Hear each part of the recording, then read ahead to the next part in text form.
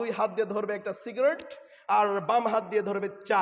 সিগারেটটা খাচ্ছে তাও ফের ডান হাত দিয়ে, আরে চাটা হচ্ছে হালাল, তাও খাচ্ছে কি হাত দিয়ে? মুসলিম।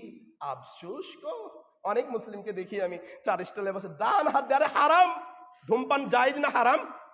ধূমপান খাই হাত ডান হাত দিয়ে, আর চাটা হচ্ছে তার জন্য হালাল, এই চা খাই কি হাত দিয়ে? মুসলিম। এরাই পর্দার আড়ালে বসে এভাবেই টানবে, কিন্তু আল্লাহ এদেরকে হেদায়েত দান করবে। বলেন আল্লাহুম্মা আমিন। ইবাদত করবে ইবাদতের মতন ইনশাআল্লাহ।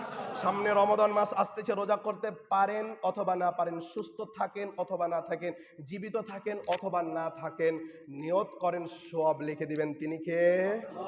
রোজা করব তো ইনশাআল্লাহ। যারা রোজা করে না তাদেরকেও বলবো নিয়ত করেন সওয়াবটা পাবেন। নিয়ত করেন সওয়াবটা পেয়ে যাবেন। নিয়ত করেন যে আমি রোজা রাখবই, অন্যান্য বছর পারিনি কিন্তু এবছর সুযোগ পেয়েছি, এবছর রোজা করবো ইনশাআল্লাহ।